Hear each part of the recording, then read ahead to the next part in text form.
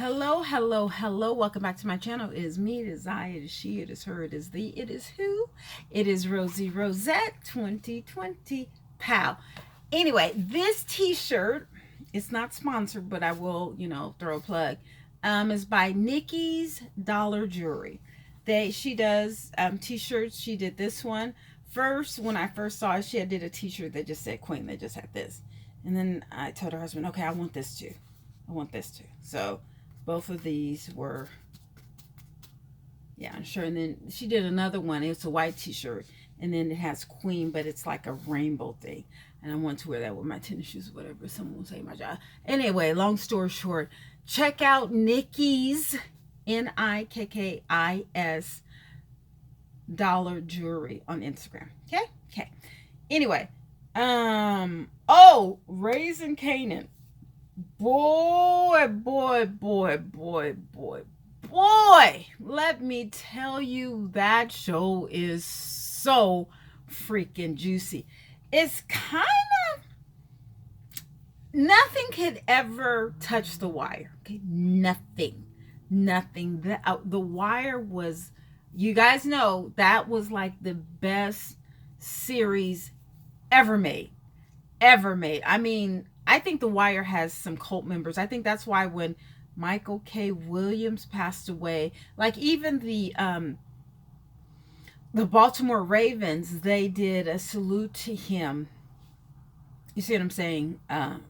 In front of before their football game. I think somebody gave a salute to him or something like that at the Emmys last night.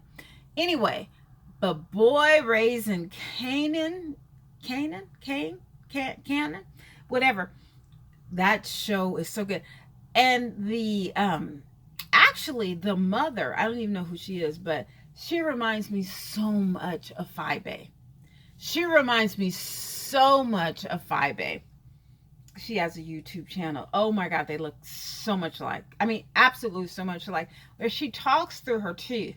So she talks like her teeth out. You know what I'm saying? She never really opens her mouth, but she always talks through her teeth. And then Kanan, he talks through his teeth too. So I don't know if that's a Queens thing. If they're mimicking people in Queens who only talk to, they only talk through their teeth like this. But I don't even know the chronological happenings of the show, but I'm just going to tell you the highlights. So, okay, so Kanan's cousin. Oh, no. Okay, so they start out, I think this is how it is. They start out, so one of the opposing drug kings, you see him at the school or at the park or somewhere with his child in the parking lot. And so, there's like bodyguards around it or whatever, and they see if it's clear. He looks in the car to make sure it's clear or whatever. And then you see, oh God, I wish I knew the name, but Kanan's uncle comes by. And, first he's getting in the truck with the guy who snitched on Kanan. Kane, Raising Kanan. Anyway, and they're like, okay, whoop whoop whoop, let's go ahead and get him or whatever. So they pull up, and this kind of reminds me of New Jack City. And the uncle is just like, he's just letting it go. And I'm like, oh my God, please do not try and kill that little boy or whatever, because I think it's straight cold. Aren't you not supposed to, if you see kids, you don't shoot or whatever? Anyway, they had to jump over, the drug king had to jump over his child or whatever, and thank God they didn't end up getting the child or the drug king. Okay, I don't know how he missed all those people, not that I wanted him to make it. So anyway, so he didn't really kill anybody. He didn't kill the drug king or the opposing drug king or his son. But what happened was, the driver is the one who snitched on Kanan, told the cops about how, he was the one who, spread it out, the thing or whatever. Okay, fine. So the uncle was like, you know what? You snitched or whatever. Pow. Okay? So he was out. Then then, so the cop goes to tell, the girl, the queen pin, look, I need to, speak to Kanan. There's something, either you're going to tell him or I'm going to tell him. But if I tell him, it's going to be some issues. So the girl, the woman was like, listen, if I'm going to do this for you, but you're going to have to, give me a pass or whatever. He was like, okay.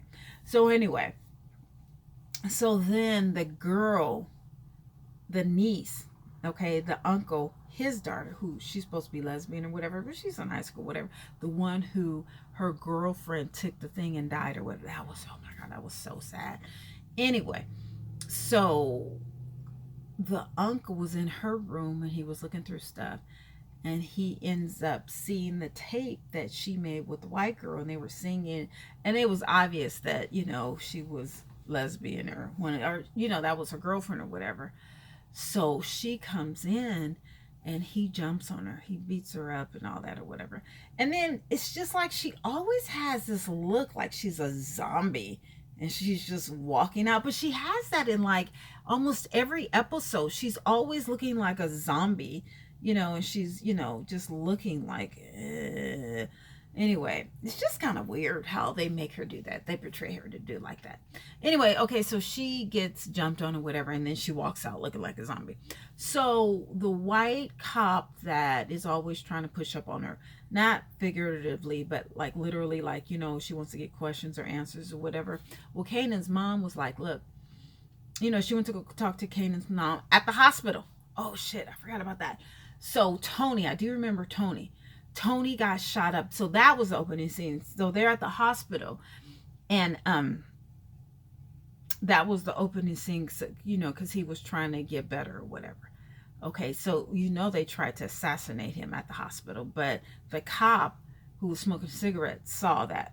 That was the previous episode. I don't even know if I made, I don't even know I told you about that. But anyway, okay. So they switched it to Tony, and you see him at the hospital, whatever.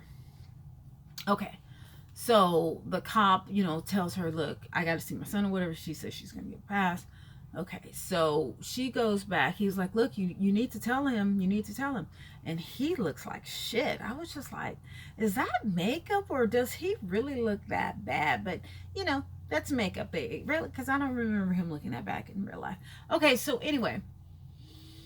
So, he's excited because he's finally going to let Kanan know that he's the father.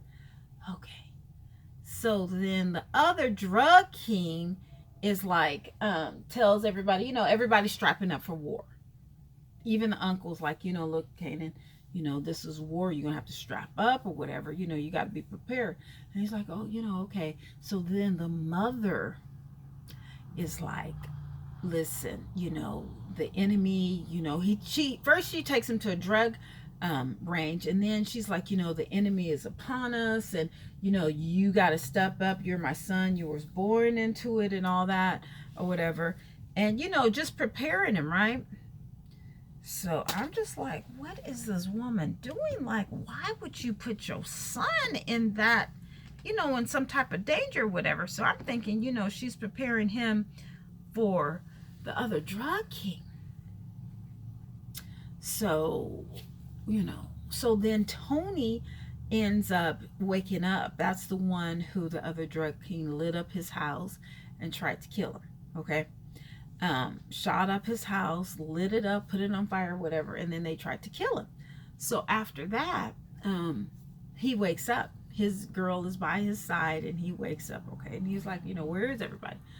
Okay, then Kanan is at the park, and like, he's strapping up or whatever. She gives him the other drug king coat. There was a coat in his car, so for some reason Kanan has that on. So he gets prepared. You could tell he's nervous or whatever. So he gets prepared, and then he's walking over.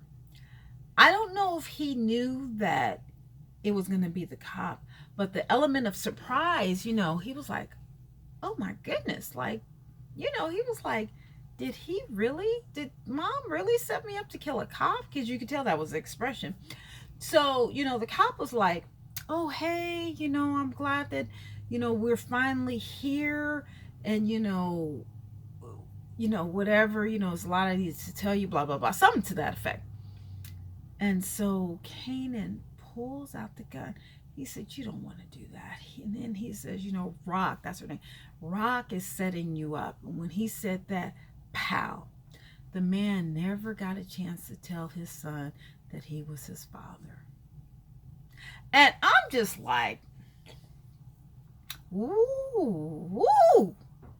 Like, of all of the men that I speak to, just random, work with or whatever, about 70% of them either don't know their father, don't have a relationship with their father, have never met their father, or haven't seen their father in a long time. 70% across the board.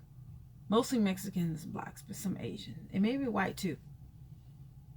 And just to see how a woman would keep her son away from the father. It doesn't matter if she was a drug king and he was a cop, but that's a child. Like, they could have kept it under where, they could have met out of town or something like that. But I just don't know. I just don't know. But to have your son kill his father, it's just morbid. I mean, who does that? And why would you put that on TV? I don't know. 50 cents? I just don't know, but I have to say it was good. I don't particularly care for the plot or the storyline. Boy, was it good. And I'm just so surprised because at the beginning, the first two shows, I was like, oh, I couldn't even keep up. I mean, I couldn't keep my eyes open. Not keep up. I couldn't keep my eyes. I was like, oh, this is so freaking boring. But boy, when they say the plot thickens, let me tell you, you better believe it. Because Raising Kanan is good.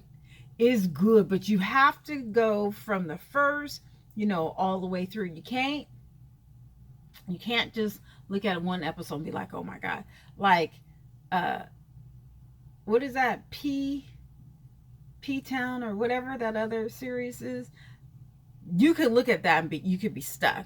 But this, you have to go chronologically through it to understand everything. But it's so good. So I have to kudos to you, 50 cents. I'm impressed. I still can't wait to P-Valley. I still can't wait until Power comes on, or the one with the kid. Because that little boy is such a good actor. Not Kanan, but Ghost's son. He's a good actor. He's an excellent actor.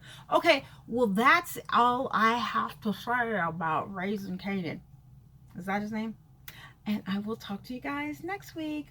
Bye-bye. See you guys later. Bye.